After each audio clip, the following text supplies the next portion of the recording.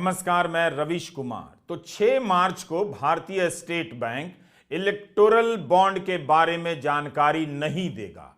उसे 4 महीने का समय चाहिए ताकि लोकसभा का पूरा चुनाव निकल जाए और जनता को पता ही ना चले कि 16,000 करोड़ का चंदा इस बॉन्ड से किसने दिया, उसे कितने अरबों का फायदा हुआ। यह चंदा नहीं था, फ्रॉड था, घोटाला था। सुप्रीम कोर्ट के आदेश का यही पालन हो रहा है।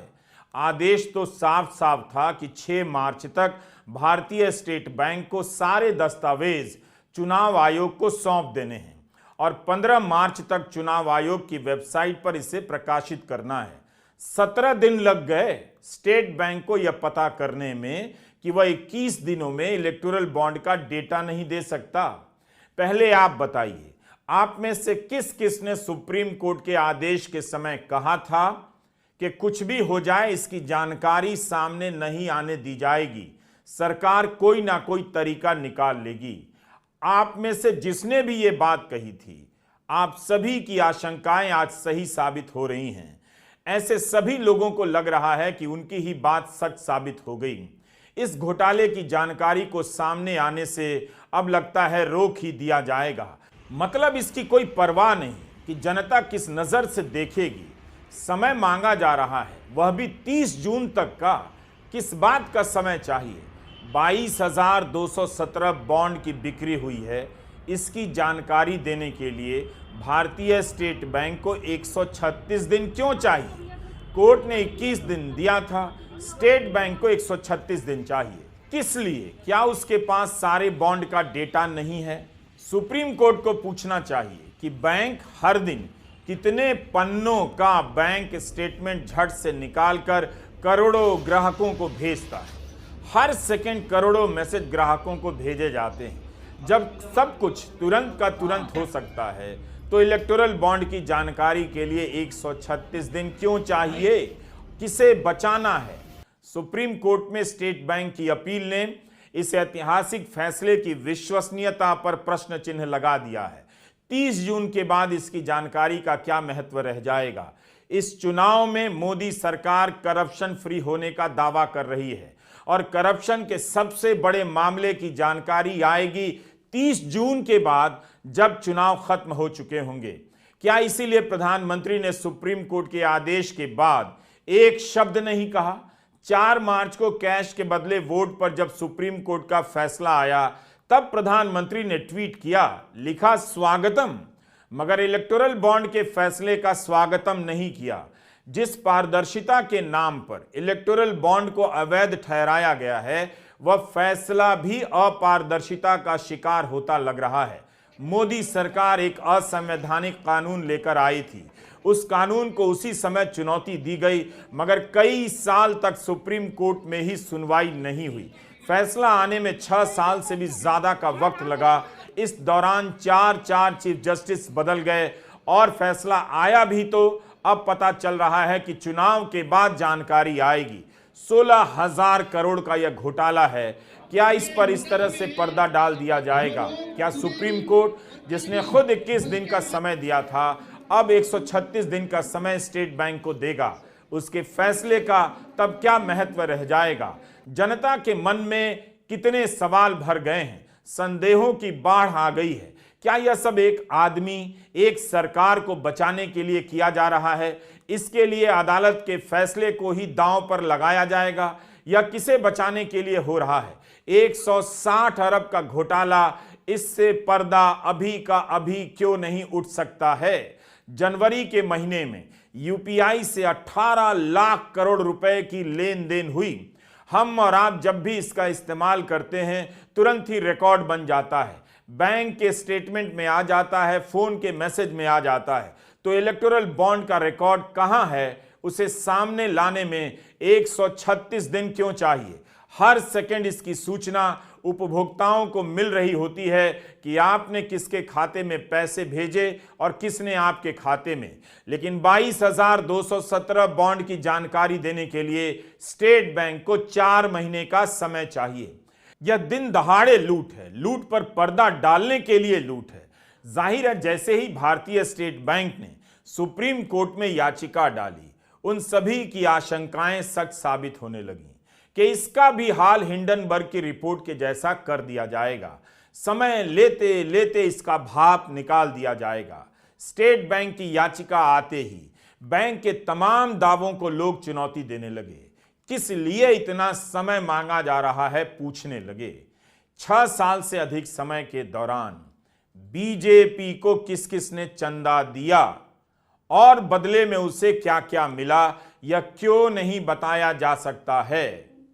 आरटीआई कार्यकर्ता अंजलि भारद्वाज ने कहा है कि स्टेट बैंक ने अपने हलफनामे में बताया था कि इलेक्टोरल बॉन्ड के जरिए किसने दान दिया, किसे पैसा मिला, इसकी सारी जानकारी सीलबंद लिफाफे में स्टेट बैंक ऑफ इंडिया के मुंबई ब्रांच में मौजूद है। सुप्रीम कोर्ट को बैंक ने लिखकर दिया है, फिर उसे 4 महीने क्यों चाहिए यह बताने के लिए कि 22,217 बॉन्ड किसने खरीदे और किसने भुनाए। सुहास पालिशकर ने लिखा है कि समय सीमा के खत्म होने से एक दिन पहले कोर्ट जाकर एसबीआई ने चतुराई दिखाई है। ठीक एक दिन पहले जाने से एक तरह से इसका फैसला हो चुका है। कोर्ट एसबीआई के अधिकारियों को जेल तो भेजने से रहा, बस डांट लगा दी जाएगी। सीताराम येचुरी सीपीएम नेता ने नितिन सेठी की नवंबर 2019 की हफ पोस्ट में छपी रिपोर्ट को ट्वीट कर दिया। लिखा है कि उस रिपोर्ट में आरटीआई दस्तावेजों का अध्ययन कर बताया गया था कि एसबीआई के पास इस बात की सारी जानकारी है कि किस पार्टी को कितना चंदा मिल रहा है। हर बॉन्ड पर एक कोड होता है जिससे उस बॉन्ड के लेन देन से जुड़ी सारी जानकारी जमा की जा सकती है। नितिन सेठी ने अपनी रिपोर्ट में बताया था कि इस प्रक्रिया को वित्त मंत्रालय की मंजूरी प्राप्त है। इलेक्टोरल बॉन्ड के नियमों के तहत अगर जांच एजेंसियां जानकारी मांगे तो एसबीआई को सारी जानकारी देनी होगी। तृणमूल सांसद साकेत गोखले ने कहा है कि ईडी किसी को गिरफ्तार करती है तो वह अभियुक्त को 14 दिनों की हिरासत में रख सकती है। अधिक से अधिक 24 घंटे से भी कम समय में बैंक अभियुक्त के सारे वित्तीय लेन देन के डिटेल भेज सकता है। इसके लिए कोर्ट के आदेश की जरूरत नहीं होती। फिर स्टेट बैंक 21 दिनों के भीतर जानकारी क्यों नहीं दे सकता? उसके पास सिस्टम है जिससे चंद दिनों के भीतर यह सब किया जा सकता है। एक्सपर्ट लिख रहे हैं कि यह एक दिन से ज्यादा का काम नहीं है। हमारे लोकतंत्र और संस्थानों के लिए शर्म की बात होनी चाहिए। कई लोग फैसले के समय के अपने पुराने ट्वीट साझा कर रहे हैं, दिखा रहे हैं कि हमारी भविष्यवाणी सही निकली। एसबीआई ने कोर्ट से और समय मांग लिया। लोगों ने लिखा है कि ये वही बैंक हैं जिन्होंने नोटबंदी के समय बिजली की गति से अपने कर्मचारियों की जान लेकर भी काम पूरा किया। उस समय तो एसबीआई ने सरकार से और समय नहीं मांगा, जबकि हजारों करोड़ के कैश का लेन देन था। इस बार किसी को उतना काम करने की जरूरत भी नहीं, फिर क्यों एसबीआई को 136 दिन चाहिए? किसी को समझ नहीं आ रहा है कि अब क्या होगा। सभी को इंतजार था कि 160 अरब के इस फ्रॉड की पोल अब खुल जाएगी। चंदा देकर धंधा करने वालों के नाम आपके सामने होंगे, मगर अब सब कुछ अधर में लटक गया है। इस चुनाव में अगर 16,000 करोड़ के फ्रॉड की चर्चा नहीं होगी तो फिर इसका मतलब है कि इन तरकीबों के जरिए मोदी सरकार को बचाने का रास्ता निकाला गया है। इस पूरे मामले में अपनी आरटीआई से सबकी पोल खोल देने वाले रिटायर्ड कॉमोडोर लोकेश बत्रा का सवाल है कि इलेक्टोरल बॉन्ड का सारा हिसाब किताब रखने के लिए स्टेट बैंक ने काफी पैसे खर्च किए और एक सिस्टम तैयार किया। उनके पास तो आरटीआई से इसकी जानकारी है कि इस तरह के आईटी सिस्टम बनाने के लिए एसबीआई ने 1.5 करोड़ से ज्यादा की राशि खर्च की। फिर भी यह सिस्टम 22,217 बॉन्ड की जानकारी देने के लिए 136 दिनों का समय मांग रहा है। जो टोटल इलेक्टोरल बॉन्ड का नंबर है उससे 22,000 के करीब है और टोटल पॉलिटिकल पार्टी जो आज एलिजिबल है वो सिर्फ 25 है। हमारा जो आरटीआई से डेटा आया तो 25 पार्टियों का जो इसमें बांटा गया है वो कोई मुश्किल होना ही नहीं चाहिए। और दूसरी बात तो इन्होंने इतने प्रोफिशिएंट थे कि जैसे ही सेल खत्म होती थी उसके 24 घंटे का बाद ही पूरी कौन सी ब्रांच में कितने पैसे बिके, कितने नंबर के 1 करोड़ के थे, कितने 1 लाख के थे, कितने 10, वो भेज दिया जाता था 24 घंटे। इसके मतलब सिस्टम है, परंतु मुझे अचंभा, अगर सरकार आती तो मुझे कोई अचंभा ना होता, बट स्टेट बैंक से ये सुनना, जो काफी एफिशिएंट तरीके से काम कर रहे थे, कि नहीं हो सकता, और वो समय मांग रहे हैं, वो ऐसा समय मांग रहे हैं जो इलेक्शन के बाद का समय होगा। इससे साफ पता चलता है कि वो चाहते हैं कि इसका समय गेन किया जाए और जो उसका फैसला वो अगली सरकार करे, तो होल पर्पज इसका खत्म हो जाता है। और दूसरा बात है, जो इन्होंने सिस्टम बनाया था और जैसे जवाब आते थे, जो आज सेल ख़त्म होती थी, अगले दिन इसकी चिट्ठी फाइनेंस मिनिस्ट्री के पास भेज दी जाती थी कंप्लीट डेटा के पास।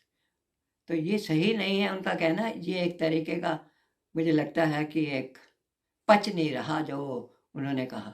22,217 बॉन्ड हैं। बॉन्ड खरीदने वाले और प्राप्त करने वाली दो अलग अलग सूचियां होती हैं, यानी कुल 44,434 सेट। 15 फरवरी को सुप्रीम कोर्ट का फैसला आया, 21 दिनों का समय मिला, 6 मार्च तक इसकी जानकारी देनी थी। ऐसा क्या है कि 21 दिनों में जानकारी नहीं दी जा सकती? और यह 136 दिन नहीं है, इसमें पहले के 21 दिन जोड़ लें तो स्टेट बैंक को 157 दिन चाहिए। फैसले से लेकर 4 मार्च को आवेदन दायर करने के बीच 17 दिन तो बैंक को यही समझने में लग गए कि वो जानकारी नहीं दे सकता। क्यों नहीं? स्टेट बैंक के पास सारा कुछ तैयार हो सकता है। अगर बैंक को और विस्तार मिलता है, समय सीमा बढ़ा दी जाती है, तो जनता कहेगी ही कि सुप्रीम कोर्ट ने चोरी तो पकड़ ली, मगर बैंकों ने बचाने का रास्ता निकाल लिया। न्यूज़ मिनट एक छोटा न्यूज़ संगठन है। सुप्रीम कोर्ट के आदेश के बाद इसकी छोटी सी टीम ने जो जानकारी हासिल की, उससे साफ होता है कि बैंक 136 दिन मांग रहा है, वो ज्यादा है और बहानेबाजी से कुछ और नहीं। न्यूज़ मिनट ने अपनी रिपोर्ट में बता दिया था कि करीब 30 ऐसी कंपनियां हैं जिनके यहां ईडी और आईटी का छापा पड़ा। छापा पड़ने के बाद उन्होंने बीजेपी को 335 करोड़ का चंदा दिया। इन 30 में से 23 कंपनियां ऐसी हैं जिन्होंने छापा पड़ने के बाद बीजेपी को 187 करोड़ का चंदा दिया। पहले ये बीजेपी को चंदा नहीं देती थीं। यही नहीं, इन 23 कंपनियों में से कम 4 ऐसी हैं जिन्होंने कार्रवाई के 4 महीनों के भीतर कुल 9 करोड़ रुपए का चंदा दिया। न्यूज़ मिनट की धन्या राजेंद्रन और राग मलिक कार्तिकेयन की यह रिपोर्ट अगर इतनी जल्दी आ सकती है, तब स्टेट बैंक क्यों नहीं बता सकता है? इलेक्टोरल बॉन्ड के अलावा चंदा हथियाने का यह रास्ता भी पकड़ा गया। इस मामले में याचिकाकर्ता और एडीआर के जगदीप चोकर ने कहा है कि हैरानी की बात है कि आज के समय में भी फिजिकल रूप में डेटा को स्टोर किया जा रहा है। हर दाता की जानकारी बिना डिजिटल रिकॉर्ड के मुंबई भेजी जा रही थी। दूसरी तरफ 29 में से अधिकृत कोई एक शाखा बॉन्ड की राशि राजनीतिक दल के खाते में डाल देगी, वो भी बॉन्ड बेचने वाली ब्रांच या मुंबई वाली ब्रांच से जानकारी लिए बिना। ये बहुत ही आश्चर्यजनक याचिका है। अगर आप याचिका को ठीक से पढ़ें, ज़रा गौर से पढ़ें, तो उसमें कुछ ऐसे तथ्य नज़र आते हैं जिनको देखकर स्टेट बैंक ऑफ इंडिया के बारे में काफ़ी सोचने की ज़रूरत पड़ती है। पहली बात तो यह है कि स्टेट बैंक ऑफ इंडिया को ने ये कहा कि हम इसमें से बहुत सी सूचना फिज़िकल फॉर्म में रखते हैं, डिजिटल फॉर्म में नहीं रखते हैं। यानी कि कंप्यूटर में वो सूचना नहीं है, वो जो दस्तावेज़ कागज़ के हैं उन्हीं में है।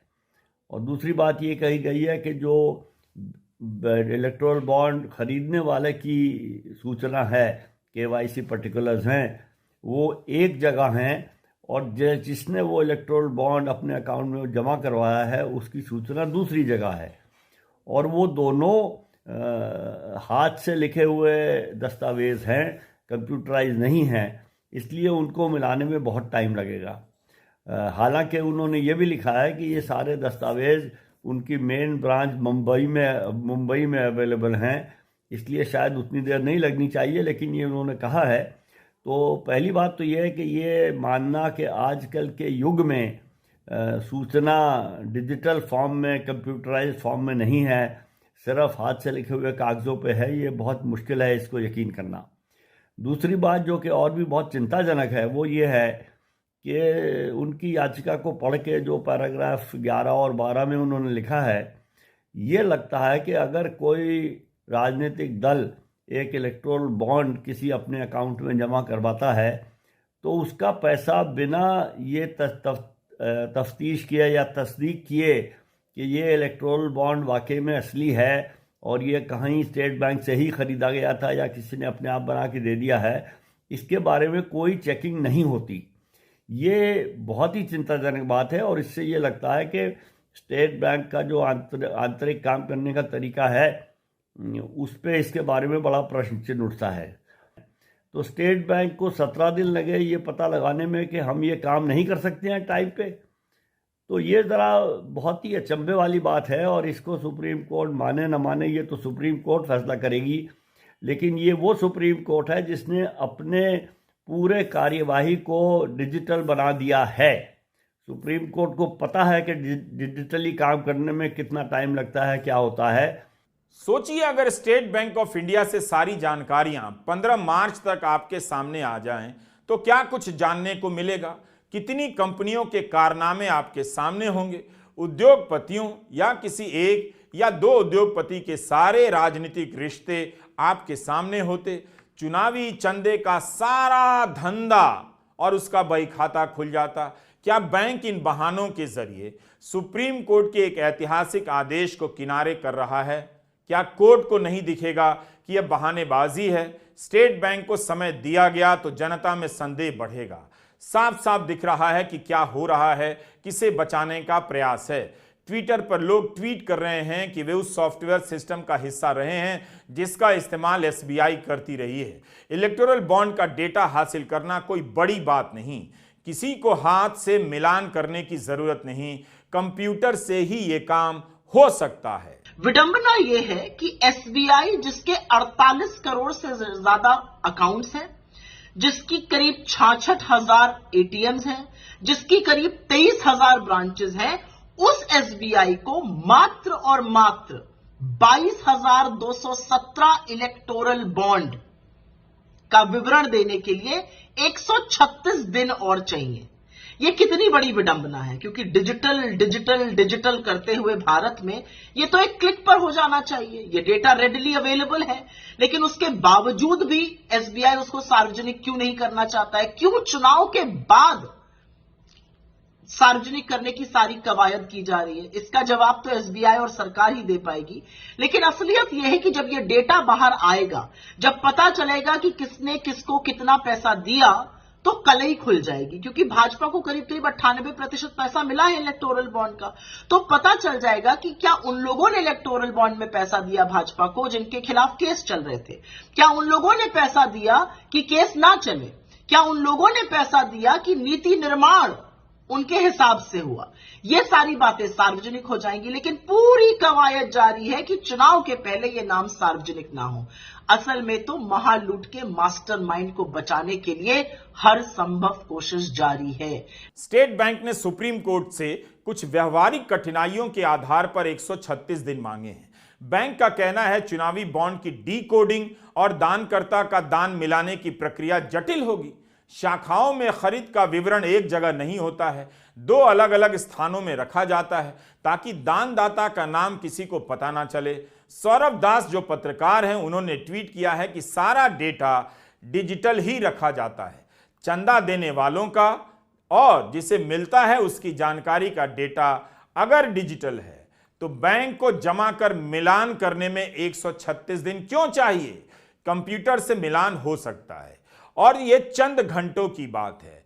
सुप्रीम कोर्ट का फैसला आम सहमति का फैसला था, यानी बेंच के सभी सदस्यों ने माना कि यह असंवैधानिक है और फ्रॉड है। मुख्य न्यायाधीश DY चंद्रचूड़, न्यायमूर्ति संजीव खन्ना, न्यायमूर्ति BR गवई, न्यायमूर्ति JB पारदीवाला, न्यायमूर्ति मनोज मिश्रा की 5 सदस्यीय संविधान पीठ ने पिछले महीने सर्वसम्मति से इस योजना को रद्द कर दिया था। कोर्ट ने इस पूरे सिस्टम को फ्रॉड कहा, इसकी बिक्री पर तुरंत रोक लगा दी। अब जब इसे सार्वजनिक करने का आदेश हो गया है, तब स्टेट बैंक को तुरंत जानकारी देनी चाहिए। डेडलाइन से 2 दिन पहले बैंक ने अपील दायर की है। इसका मतलब है नीयत ठीक नहीं लगती है। तमिलनाडु के मंत्री डॉक्टर P त्यागराजन ने सवाल किया है कि क्या स्टेट बैंक 3 हफ्ते में यह जानकारी नहीं दे सकता? यह शर्मनाक झूठ है। यह अपने आप में त्रासदी है कि भारत का सबसे बड़ा बैंक ऐसा कह रहा है और कर रहा है। राहुल गांधी ने ट्वीट किया कि नरेंद्र मोदी ने चंदे के धंधे को छिपाने के लिए पूरी ताकत झोंक दी। जब सुप्रीम कोर्ट ने कहा कि इलेक्टोरल बॉन्ड का सच जानना देशवासियों का हक है, तब एसबीआई क्यों चाहता है कि चुनाव से पहले यह जानकारी सार्वजनिक ना हो पाए। एक क्लिक पर निकाली जा सकने वाली जानकारी के लिए 30 जून तक का समय मांगना बताता है कि दाल में कुछ काला नहीं, पूरी दाल ही काली है। देश की हर स्वतंत्र संस्था मोडानी परिवार बनकर उनके भ्रष्टाचार पर पर्दा डालने में लगी है। चुनाव से पहले मोदी के असली चेहरे को छिपाने का यह अंतिम प्रयास है। किसी को बात पच नहीं रही है कि 136 दिन लगेंगे और चुनाव से पहले इलेक्टोरल बॉन्ड का सच सामने नहीं आ पाएगा। क्या ये सारे चेहरे बचा लिए जाएंगे? कोर्ट ने जल्दबाजी में फैसला नहीं दिया। कोर्ट ने भी कुछ सोच समझकर 21 दिनों का समय दिया होगा। इतना लंबा समय लगा है इसकी सुनवाई में, तो अदालत ने भी इसके सिस्टम को ठीक से समझा होगा। तब स्टेट बैंक 21 दिनों की समय सीमा का पालन क्यों नहीं कर रहा है? बीजेपी को 6,500 करोड़ का चंदा मिला है। यह पैसा किसने दिया, पैसे देने वाले को बदले में सरकार ने क्या क्या दिया, यह सब आपके सामने आ सकता था। तमाम आंकड़े बताते कि इलेक्टोरल बॉन्ड से बीजेपी को ही सबसे अधिक फायदा हुआ है, उसे ही ज्यादा धन मिला। एडीआर ने अपने अध्ययन में बताया है कि केवल 2022-23 में जितने भी इलेक्टोरल बॉन्ड बिके हैं उसका करीब 77% हिस्सा यानी 100 में 77 रुपया बीजेपी को मिला है। 3076 करोड़ का बॉन्ड बिका, 2360 करोड़ अकेले बीजेपी को मिला, कांग्रेस को 452 करोड़। यह अंतर बता रहा है कि भारत के राजनीतिक दलों के बीच पैसे की खाई कितनी गहरी हो गई है, मुकाबला कितना गैर बराबरी का हो गया है। कोई भी दल बीजेपी की आर्थिक ताकत से मुकाबला नहीं कर सकता। जब फैसला आया था, कपिल सिब्बल ने सही कहा था, फैसले के दिन विपक्ष को इसे जनता के बीच ले जाना चाहिए। विपक्ष भी लगता है भूल गया। गौर से देखिए कितनी ही रैलियां हुई, किस रैली में इलेक्टोरल बॉन्ड की बात को प्रमुखता से उठाया गया। सुप्रीम कोर्ट के आदेश के 2-3 दिन के बाद इस मामले को लेकर चुप्पी पसर गई। सब राजनीतिक दलों से आग्रह करूंगा कि इसको एक राष्ट्रीय अभियान, राष्ट्रीय मूवमेंट के द्वारा इलेक्शन में बताया जाए देश की जनता को किस तरीके से बीजेपी ने, तो मैं समझता हूं कि सबसे बड़ा स्कैम है। मोदी जी हमेशा कहते रहे हैं कि कहाँ है स्कैम, वो बीजेपी के खिलाफ, तो ये साबित हो गया। कहाँ है स्कैम, ये तो आपके द्वारा ही है स्कैम किया हुआ। और ये एक राष्ट्रीय मूवमेंट बनना चाहिए और सभी राजनीतिक दलों में इसमें शामिल होना चाहिए। आम आदमी की सारी जानकारी बैंक के पास है, और जानकारी मिल जाए, बैंक तरह तरह की जानकारियां मांग रहा है। इलेक्टोरल बॉन्ड बहुत बड़ा घोटाला है। इस घोटाले को चुनौती देने वालों ने हाड़ तोड़ मेहनत की, कई साल इंतजार किया, जानकारियां जुटाई। उनकी मेहनत पर पानी फिरने जैसा लग रहा है। जनता के बीच यह मामला अभी ही नहीं पहुंच पा रहा है। अखबारों और गोदी चैनलों ने इसे रूटीन खबर की तरह निपटा दिया। जनता के बीच इसे ले जाने का एक ही माध्यम बचा था और वह था चुनाव। सारी निगाहें सुप्रीम कोर्ट की तरफ हैं। क्या अदालत से स्टेट बैंक को राहत मिल जाएगी? याद रखिएगा, यह राहत बैंक को नहीं मिलेगी, उन्हें मिलेगी जिन्होंने इस बॉन्ड के जरिए 16,000 करोड़ का खेल खेला है, हजारों करोड़ का चंदा हासिल किया है। नमस्कार, मैं रवीश कुमार।